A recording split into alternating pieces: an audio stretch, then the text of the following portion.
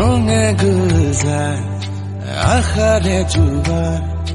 বুকুতে তুমি বাৰে বাৰ যুগে যুগে বৈ উজলি দূৰ প্ৰণয় কাহিনী আমাৰ তুমি মোৰ বুলি কওঁ কানে কানে পখিলাবোৰক